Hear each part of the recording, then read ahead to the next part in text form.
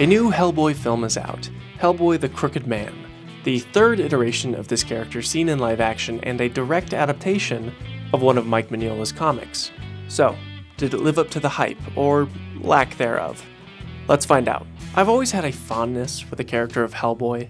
Ever since the Guillermo del Toro movies came out, I've always had a certain appreciation for those stories and the world of Hellboy. Something about it is just so cool. The BPRD, Hellboy's lore and backstory, and of course Ron Perlman's performance that really brought Hellboy to life. With multiple variations of Hellboy and attempts to bring the comics to the big screen, I kept eyeballing the comics out of the corner of my eye. It wasn't until the announcement of Hellboy the Crooked Man that I actually decided to dip my toes in, and let me tell you, it was worth it. The Hellboy comics are about Hellboy and the BPRD investigating various cases steeped in different mythologies and folklore. The comics also have a massive overarching storyline focused around Hellboy coming to terms with how he might end up being the catalyst to the end of the world. But most of the comics just focus on Hellboy working as a detective. Hellboy the Crooked Man is one of these stories. Both the comic and the movie follow Hellboy investigating a community of witches, demons, crooked men, and all sorts of spooky shit. It is a much smaller scale movie than we've ever seen for this character. The Guillermo films as well as the 2019 film both have vast and world-ending stakes, which is where The Crooked Man differs. The sets, scale, and budget have all been downscaled compared to the previous adaptations of this character, which comes with its own variety of drawbacks, which I will get to. I was initially very excited for the movie before we had seen anything. I thought the director sounded promising, and having a smaller scale horror movie was a very cool idea. That was until the first trailer dropped. Dark things called dark things. I'm not gonna lie, this trailer really took the wind out of my sails. The term fan film has been thrown around a lot, and while I think that is unfair, especially after watching the movie, I can't really blame anybody for feeling that way. It feels like the studio put the least amount of effort into the marketing for this movie that they could get away with. Bad posters, bad trailers, almost no advertising until a couple months before it came out, and they didn't even have enough faith to put this thing into theaters. They just dumped this onto digital. I own this now. I'm actually glad I didn't have to go to theaters to see this, but my point still stands. They had no faith in this project to even give it the time of day, which really sucks for the creative team, and I feel for them. I say this because I want it to be understood that they were dealt a bad hand, which leads me to the quality of this movie, which is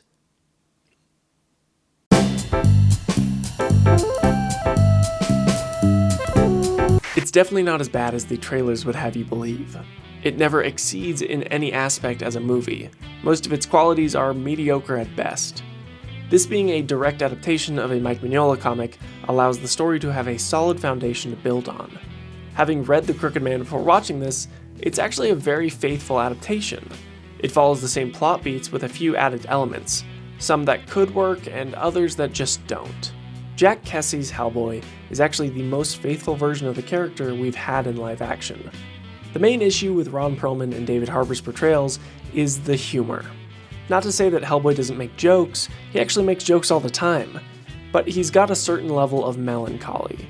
With Ron Perlman and David Harbour, they really tried to play up this added element of immaturity to the character that just isn't what Hellboy is like in the comics. He's carrying the weight of the world on his shoulders, and you get that impression whenever he deflects with humor.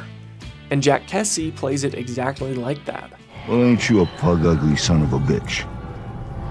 Pot calling the kettle black here, but Jesus sake. Trying to ignore anything that really gets to the core of him as a person. He's really good at working in his at times restrictive facial prosthetics and showing just enough to understand the character. He's definitely the best performance in the movie. I actually think it's kind of cool that we've never had a bad Hellboy actor. Whether you like their movies or not, Perlman and Harbour were excellent at playing their versions of Hellboy, and Jack Kesey is right there beside them. He made Hellboy his own. I think it's very funny that if you take Hellboy as technically being born in 1944-ish, and this movie taking place in 1959, that would make Hellboy 15. Goddamn. Gotta lay off the cigarettes there, big guy. The other characters are pretty much hit or miss. Hellboy is accompanied by Bobby Jo Song, who I believe is an original character invented for this movie, although I'm not really sure what purpose her character actually serves. She's acting as the partner and potential love interest to Hellboy, but none of her inclusion feels like it adds or elevates to the source material. And I really can't stand unnecessary romance. There was never a hint towards this. The two never even felt like friends, just co-workers. Then when they mentioned that Hellboy is scared to admit his feelings for her, I was like, huh? Not afraid of anything. Well, I know something you're afraid of. You're afraid to tell you how he really feel about you. Huh? Bobby Jo isn't the only addition to the original story that doesn't work. The entire opening scene is an unnecessary action scene that drains the budget on ugly CG. A very fake-looking train that derails with the characters on it, and an even faker-looking giant spider that causes the crash. We don't need the context of how Hellboy gets to the town. The comic just starts with Hellboy already investigating. Our mind fills in the gaps. We know he's an investigator for the BPRD, so I don't need you to tell me how he ended up in the town. Starting the movie on a lame action scene with some horrendous VFX leaves a bad taste in my mouth right off the jump. That should have been left on the cutting room floor before it was even filmed. There were multiple technical issues that bogged down the movie as well. The quality of CG was very low, understandably. The sound effects sounded very cheap and very stock audio quality. Every time the Crooked Man cracked his neck, it would reverberate a loud crack stock sound effect that was made even worse due to the cheesy water foam sound. You know the one. Although the cinematography at times can be pretty good, it is let down by a very washed out color palette that I didn't really like looking at. I wanted to actually see what the comic the movie was based on was like, so I read The Crooked Man, and it's okay. It's definitely not one of my favorite Hellboy stories I've read. It feels like the plot of any supernatural episode.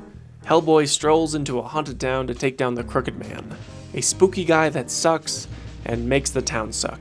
It never did anything all that interesting besides having cool visuals that the movie can't really compete with. My brain is being split down the middle because on one side, I have the comic book side of my brain that is really excited to see this character and comic brought to life, faithfully. But the other side of my brain, the movie side of my brain, can tell that this movie just isn't that great. At best, it's fine, and at worst, it's pretty subpar. I shockingly would rather rewatch Hellboy 2019, which, for as blasphemous as that may sound, considering I have it rated lower than this movie, there's just more in that movie that I'd happily rewatch. Yes, it's a terrible movie, but hey, that giant fight was pretty entertaining. Or what about when all the demons attack London and just start hell-raising all their asses? It was fun, it was entertaining in those few bits, even though it's horrible. Whereas with Hellboy the Crooked Man, there aren't any scenes or moments that I really feel like I need to revisit in the slightest. I would rather watch a hilariously bad movie over a painfully bland one, and unfortunately, this falls into the latter. Although I didn't really connect all that much with this movie, I definitely don't want them to stop making Hellboy movies. I think continuing these smaller scale Hellboy stories by adapting a number of smaller scale comics could totally work and also be much less of a financial burden. Honestly, with this movie feeling like that of an episode of TV, why not take Hellboy down that direction? Could you imagine how cool an HBO level BPRD series would be? I'd be down for all of that, 100%. But the ultimate pitch for a proper Hellboy adaptation would be to give it the Invincible treatment.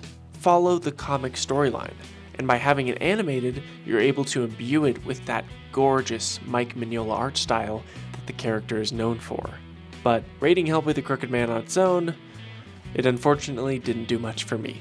It never reaches beyond mediocre, and it often dips beneath that into just being a bad and bland movie. I'm incredibly happy for Hellboy fans that are enjoying this movie. I think that's great, but as a fan of good movies, I have to admit that this just isn't that.